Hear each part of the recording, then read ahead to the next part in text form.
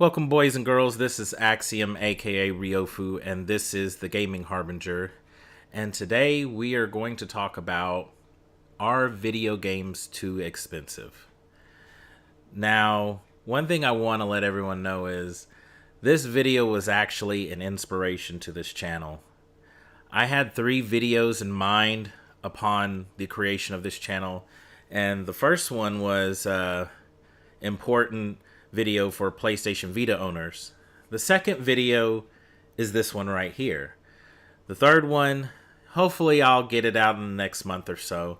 But for this video, we are going to take an examination. Nothing too deep, but we're going to take an examination of the pricing of games and how, looking at inflation and looking at the prices of consoles and see where we're at. Are we spending a lot of money, or are we spending less? And all of that stuff. We're also going to look at the prices of games back in the day. I'm sure as of lately, in the past couple of years, you've heard a lot of gamers, some of them my age, some of them a little younger, speak of, oh, remember back in the day when there was no DLC, there was no season pass. It was so wonderful. It was so wonderful. You bought a game and it was finished and it didn't have bugs. On paper, that sounds awesome. It sounds excellent. But just in general, we as human beings, we have a tendency to view things through rose-tinted glasses. And the thing is, not everything was perfect back then. And some of those prices aren't what you remembered. And so I want to touch on that. And like I said, and some people may not even be aware, and I understand that. We all have the internet and people have access to this information, but we're human beings. We have busy lives, so that's why you have someone like me to hear and break some of this stuff down for you, because I find stuff like this entertaining and fascinating. So that's what I'm here to provide you with. An analysis and a breakdown of pricing of games, and we're going to just get to the bottom of this and think to ourselves, are we paying a lot? Are we not paying a lot? Should, is everything good? Is $60 enough? Should we be frustrated? Should we not be frustrated? Hopefully with this video, you will draw your own conclusions. I'm not really here to push you one way or another. You will know where I stand, but you will also understand that I'm not here really to push an agenda. This is more just breaking down information, and you interpret it how you want to interpret it. So, take my hand, and let's go on this adventure. Alright, so the first thing I wanted to show you guys was this article that IGN did, and you can see it here. And this was made in 2016, or posted in 2016 of October 4th. And this is showing how, with inflation in mind, how much, the original cost of the system and with inflation, what it would be in 2016. So it's a little old, but it does give you some perspective on things. And I think that's important to acknowledge. So you can see the Magnavox Odyssey, 1972, original price $99. And in 2016, this was $570.44. So I'm not going to go through all these systems and whatnot, but I just wanted to show the chart because I think the chart is really cool. And it shows that, there was a point in time where $199 was the go-to price, which is kind of funny. And now we're kind of sitting at this $299, $399 price point. But that could change later on as well. But and also you could, if you look at this chart, you can also see that prices have been all over the place when it comes to consoles. And in this next segment here, you're going to also see that prices have been all over the place as well for the games themselves. That's what I wanted to talk about. And I think it's just important to keep in mind, and I don't know why, but it just seems like some people forget that there were times where games were ridiculously expensive. And we're talking about when it wasn't an army of people making a video game. Now, the people that are making video games now, it's like equivalent to making a movie, man. So things are a lot different now, but yet we still expect this $60 price point. And I just want to shed light on this, and I just want to talk about this, and I want to show what these games, what the price would be if the game were to come out like today. I just want to show it because, like I said, I find it interesting. I think it's fascinating. And where I want to start off is the 16-bit era. The reason why I'm starting here is because I remember specifically as a child me playing Final Fantasy IV, aka on North American version Final Fantasy II for the Super Nintendo, being blown away. My friend convinced me to try, just give it a shot, and I laughed at the graphics, and then I was completely enamored by it. So I bought that game, played the shit out of it, and then I went and I was like, I heard that Final Fantasy III is out, that's what it was called at that time. And so I went to go purchase it at my local Babbage's. So I go there, and do you know how much the game was? Your first thought might be, well, games have always been $60. No, it wasn't $60. It wasn't $59.99. Well, was it $69.99? Nope, it wasn't $69.99 either. Try $79.99. That's how much Final Fantasy III, aka Final Fantasy VI, for the Super Nintendo costs. For the Super Nintendo. And I want you to keep in mind that this was in 1994. So obviously, considering the time frame, and I was a kid at that time, I had to save a great deal of money, and I probably got money for my birthday or something as well. So it was allowance, birthday money, and I just knew this was the game I wanted, and it's one of my favorite games of all time. So that $80 just, I knew it was a big deal, but it was like, and we're talking $80 before tax. So anyways, that was my first foray into expensive gaming, so to speak. The second one was a year later. I was so enamored by Squaresoft, as they were called back then, that I heard about a game called Chrono Trigger, and I was like, I'm gonna get this. There's no ifs, ands, or buts. I'm getting it. So how much did this game cost? Well, it wasn't $79.99. No, it was $74.95. $74.95, no season pass, no DLC. And, no regrets. I played the hell out of that game. And it is one of the few games I actually regret selling to a friend. That friend, according to him, because I still speak to him, still has it till this day. And I really respect him for that, because that sucker is a classic. It's an amazing game, and but I had literally done everything I could in it. So it was just, there was nothing else left for me to do. So that was, in my mind, I rationalized that I want this $40, and there's nothing left. I've seen all the endings. I did everything. I even played it with a Game Genie code, and so it's like there's nothing else left. So the next one is also in the 16-bit era. Good times.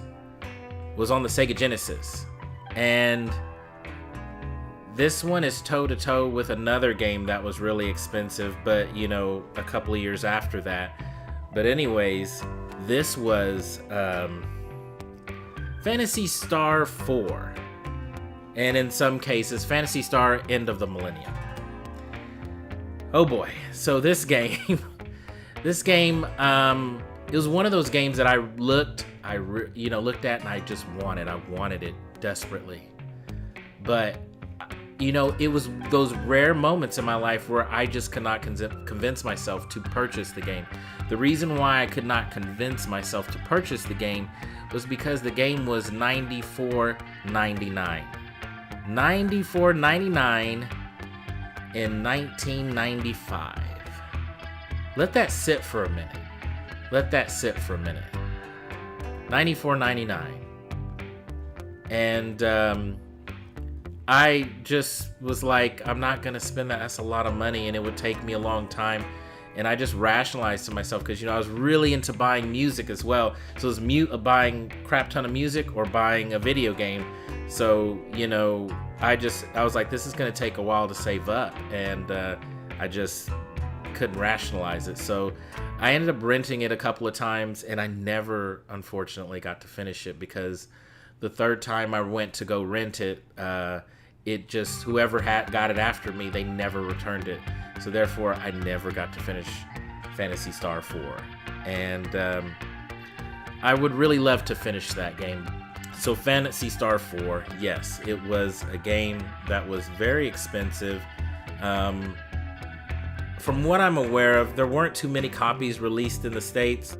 I believe that's also to be true for Squaresoft releases, in the early 90s. That was, attributed to, it being expensive as well. But regardless, that was a lot of money back then. That was really a lot of money. So our next jump takes us to 1997. More specifically, December 3rd, 1996. There was a game by the name of Star Wars Shadows of the Empire released for the Nintendo 64. And this was another moment, another Babbage's moment where I was like, wow. Deja vu. This game is another Phantasy Star 4 clone. And it's $94.99. If I'm not mistaken, and I'm going off of bad memory here, but I want to say I remember the price for this game fluctuating, which is a very peculiar thing. I don't remember the reason for that, but I do remember the price of the game changing. Like at one point it might have been $80, and then at some point it jumped up to $95. I can tell you this much. I bought it for $95. Like I said, $95 before tax. This was by the time I bought it, it was 1997. And I was pretty disgusted with myself.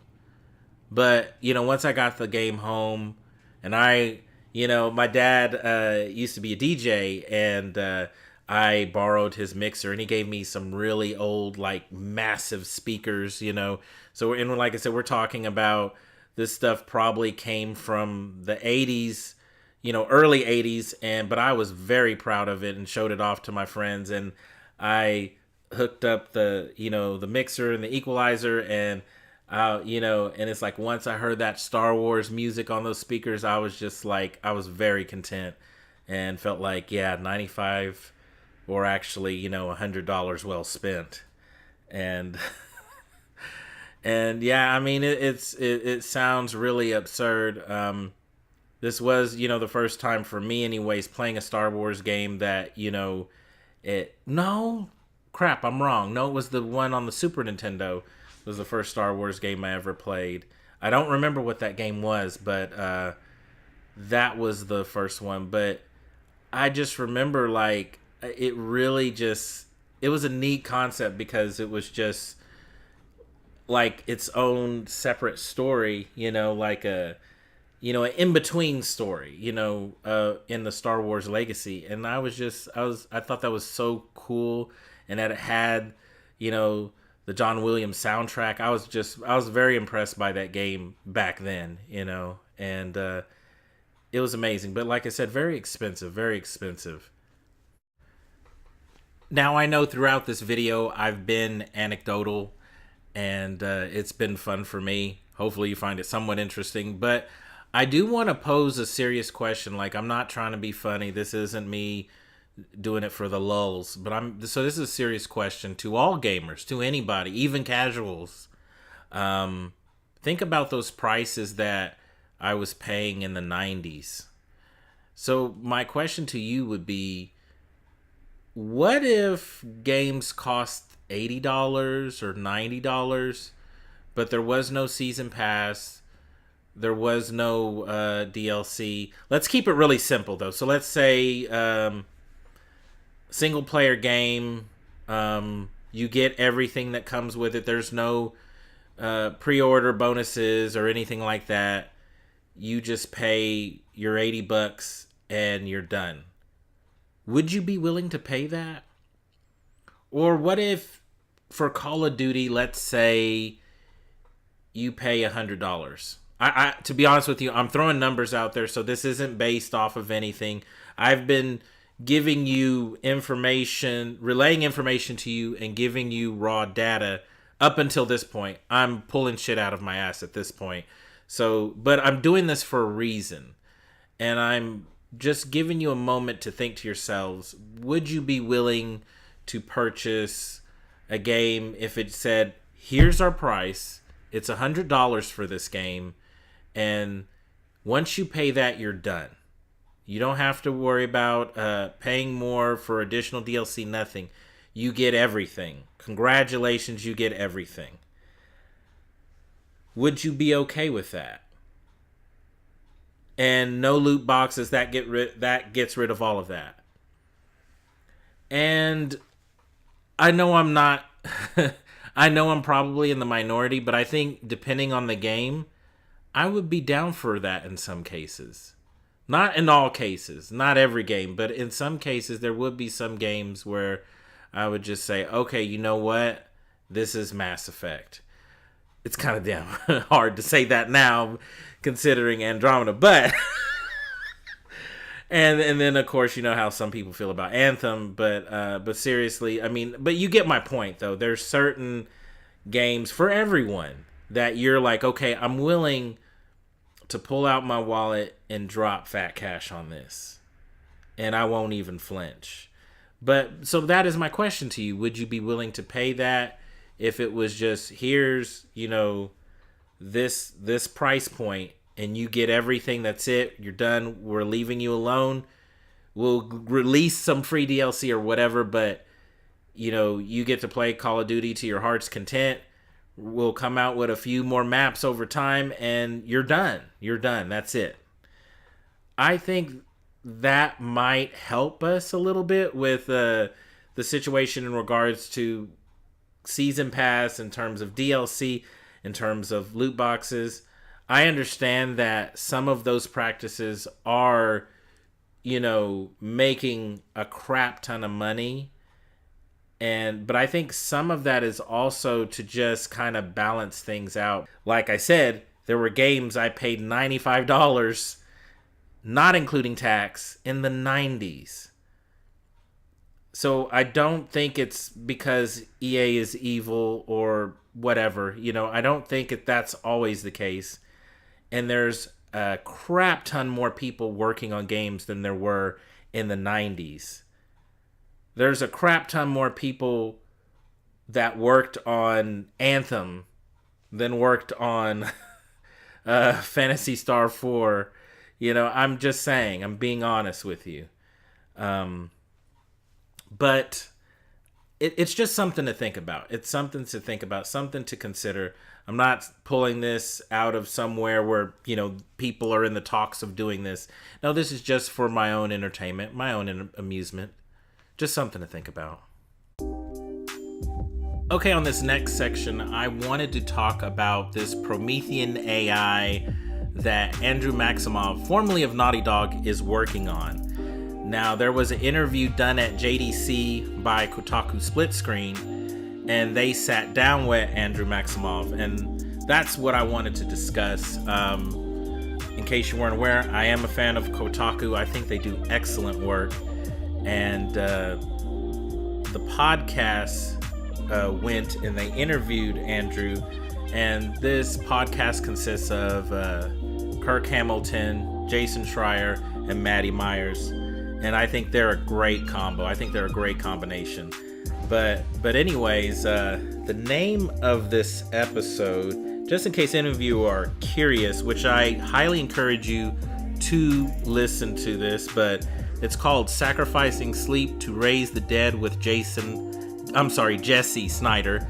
And this episode is actually named after the first part of the podcast, and that is the guy Snyder is the one that created the whole Call of Duty zombie mode. You can totally tell I don't play Call of Duty just by how I worded that. But anyways, that is actually an entertaining listen. But the second half is what I found even more fascinating. And pretty much, like I said, if you're not going to listen to the podcast, I'm going to just break this down really quickly, what the purpose of this Promethean AI. And it's aiming to help artists create in-game universes more easily. And in other words, it's supposed to do like all the little tedious stuff. The example they give in the podcast is if there's like a coffee shop in the game, then this AI would recreate that in another stage, a house or a building. It would do stuff like that. So devs wouldn't actually have to work on that. They could work on something a little more creative, something that more detailed and intricate than just, focusing on the bland, boring stuff. That is the purpose of this AI. And some of you might be thinking, oh, okay, that sounds interesting, I guess. But the thing is, this is something they plan to share with multiple companies. So they would give it to EA, and then they would give it to Ubisoft. And according to Maximov, there would be no security leaks. But in terms of the information you provide, in-game content, it would be able to copy and duplicate those things, like I said, the minor stuff, the grunt work, so that devs could focus on more important things. And all the while, each company is providing their information, they're improving upon this AI. And according to Maximov, this could save the industry a lot of money in the future, because, and he brings up some gems. He's dropping gems in this podcast, and pretty much just saying, think of games like the Tomb Raider reboot, think of the recent Just Cause, think of The Last Hitman, games that got great reviews but didn't sell enough. And by sell enough, I mean it didn't make the company money. And to me, that's, it hurts. It hurts my soul, because especially the Tomb Raider reboot series, I feel like that was excellent. Very polished games, and to hear that the third entry didn't sell enough, and I saw that sucker drop in price, so I was, just hurt by that. But the thing is, this is the reality. When games cost like $100 million to make, how is the industry supposed to survive? How is it supposed to survive when games cost so much, and then now they have to sell 10 million to break even, or I'm sorry, actually 10 million to make money, possibly sell 8 million to break even. And it's not realistic. And Maximov believes that this could cut it down drastically. I also want to point out that the other thing he mentions is, what about all these smaller companies, AA studios, and he didn't say this, but I'm thinking, hey, what about the weeb games, and these smaller companies would have an opportunity to make their game look even more polished due to, smaller funds and having a smaller team. So he's thinking this could improve, smaller studios games, and it can cut down costs drastically for AAA titles. I think this is genius. It sounds a little scary, just how sophisticated this AI is, but I think this is a step in the right direction, and this could be a win for everyone. I'm sure some of you at this point might feel like I'm a shill, and if you do, there's nothing I can say or do to convince you otherwise. You can think what you want, but I know where I stand, and I stand with gamers. I stand also with the people that make games, because I want them to continue to make video games. And I think that, like I said, above everything else, that should be your takeaway from this video, is that they are people too, and we want them to continue to make games. Not everything is always black and white, and not everything is some evil company, some evil corporation is so poisonous and cancerous, and they're out to get you. They're out to take all your money away. They're only going to take your money away if you're dumb enough to give it to them. Let's be real. Are video games expensive? Yes. Are video games too expensive? No, I don't think so. It depends on who you ask. But in terms of pre-order bonuses, DLC content, season passes, loot boxes, does the format need to change? Possibly. I think it does. When I look at some deals in terms of paying $240 and you get all the goodies and you get all the season pass, I'm like, it really doesn't seem like an awesome value. Every now and then I come across a deal like the Persona bundle where you paid $80 and you got some pretty cool stuff. And, it was only a little extra money. That seemed good, but there's a lot of them where it does not seem worth it at all.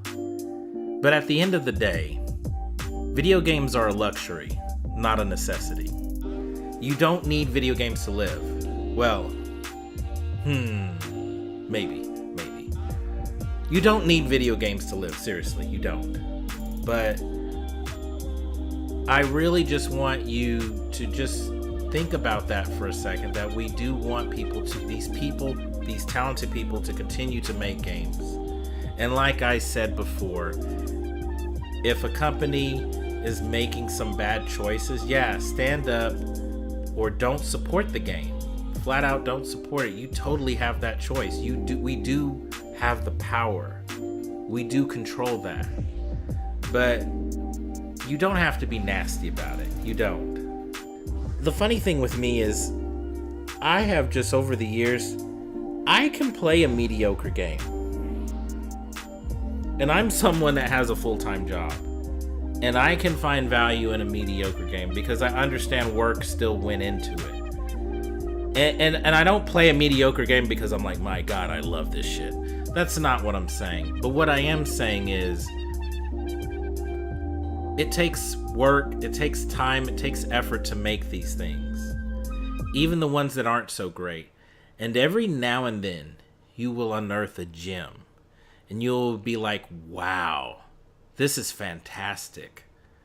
But, it's like, okay, I see that it doesn't have the greatest graphics, or it has this wonky control scheme. But once you get past that, man, this game is fantastic. One of my favorite games from last generation was Resonance of Fate, which did not explain itself very well at all. It was a very challenge and a very huge learning curve. In fact, no one on my friends list has completed Resonance of Fate. And I'm saying this because, yes, you know what I'm about to say.